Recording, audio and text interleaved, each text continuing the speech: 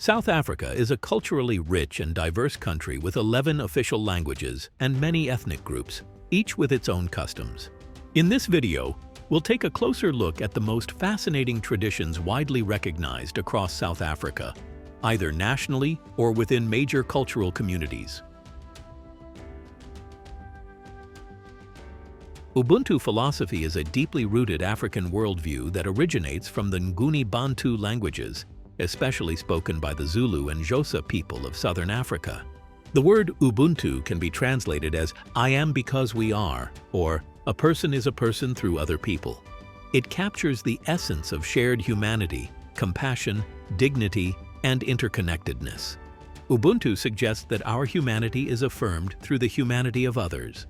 In practice, this means being open, available to others, affirming of others, and having a sense of belonging.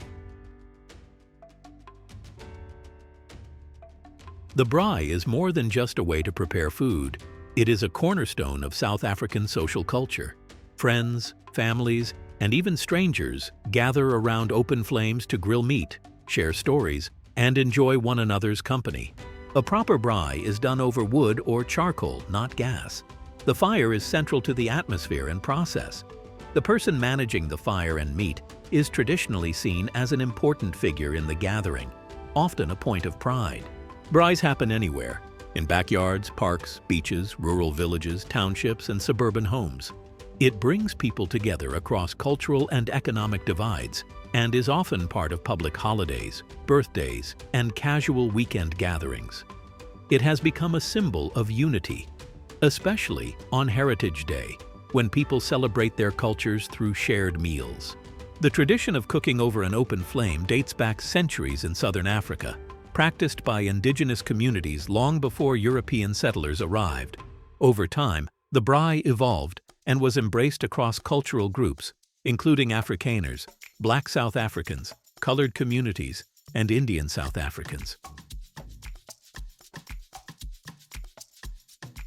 Wearing traditional clothing is a powerful expression of cultural identity in South Africa. Each ethnic group has unique garments, but these garments are not just decorative. They signify age, gender, marital status, role in society, and cultural belonging. They are often handmade, passed down through generations, and customized with local fabrics, beads, and vibrant colors. They are typically worn during weddings, festivals, cultural ceremonies, and national celebrations. Beyond aesthetics, traditional attire carries deep cultural meaning and historical continuity. Honoring ancestors is an integral part of spiritual life for many South Africans. It involves rituals such as prayer, offerings, and guidance seeking through traditional healers known as sangomas. Ancestors are believed to act as intermediaries between the living and the spiritual world, offering protection and wisdom. This practice is especially common among the Zulu, Xhosa, and other Nguni groups, and plays a key role in maintaining harmony between the spiritual and physical realms. Initiation rites mark the passage from childhood to adulthood and are taken very seriously in various South African cultures. These rituals often involve a period of seclusion, education about adult responsibilities, and, in some cases, circumcision. Boys and sometimes girls are taught about cultural values, family roles, and the expectations of adulthood. Communities regard successful initiation as a vital step toward maturity and social integration. Among the Xhosa, the male initiation ritual known as ulwaluko includes circumcision, seclusion, and traditional teachings. The Sotho and Tswana communities conduct similar rites known as Lobola, often in isolated rural or mountainous areas. The Venda and Songa people also have initiation ceremonies for both boys and girls, with girls participating in dances and teachings about womanhood, fertility, and social expectations. Initiation schools can last anywhere from a few weeks to several months. The entire process is overseen by elders or traditional healers and is considered a sacred, secretive experience.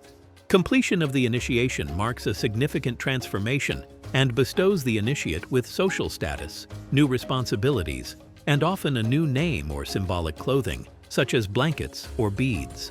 However, these schools have not been without controversy. In recent years, concerns have arisen over unsafe circumcision practices, health risks, and even deaths among initiates. Some unscrupulous individuals have established illegal or exploitative initiation schools, leading to growing calls for regulation. The South African government and traditional leaders have worked together to ensure the safety and legitimacy of these institutions while preserving their cultural value. Lobola is a traditional practice where the groom's family gives a negotiated offering, usually cattle or money, to the bride's family. It serves as a sign of respect and acknowledgement of the union between two families. Far from being transactional, Lobola fosters relationships between families and reinforces the seriousness of marriage. The groom's family visits the bride's family to propose marriage and initiate the Lobola discussion. This is often a formal event involving elders and follows strict cultural protocols. The couple typically does not participate in this stage. Traditionally, cattle were the primary form of Lobola, but today money is often used, or a combination of both. The amount is not fixed. It varies based on factors such as the bride's education, her family's social status, and cultural expectations. Lobola may be paid all at once or in installments, depending on the agreement. After the agreement, the families may hold a celebration to mark the occasion. Oral storytelling has long been a method of preserving history, teaching values, and entertaining communities. Elders often share tales that include moral lessons, historical events, or cultural myths. These stories are passed from one generation to the next, usually around fires or during gatherings. Characters in these stories often take the form of animals or heroes, and they reflect the ethical and social fabric of the community. Dance and music are integral to celebrations, rituals, and daily life in South Africa. Every cultural group has its own unique styles, such as the powerful Zulu Ndlamu or the graceful Xhosa Umkhosi. These performances are often accompanied by traditional instruments like drums, flutes, and marimbas. They are not just forms of entertainment, but also expressions of identity, storytelling, and communal unity. The reed dance, known in isiZulu as Umkhosi Womhlanga, is one of South Africa's most visually striking and culturally significant traditional ceremonies. Celebrated primarily by the Zulu people in the KwaZulu-Natal province, it is also observed in similar forms by the Swazi, Eswatini, and other Nguni-speaking communities. At its heart, the reed dance is a celebration of purity and virginity among young women, womanhood and coming of age, cultural pride and identity, and unity within the Zulu nation. Thousands of unmarried girls and young women, some as young as 13 and others in their 20s, come from different villages to participate. They are often accompanied by female relatives or older women who guide them.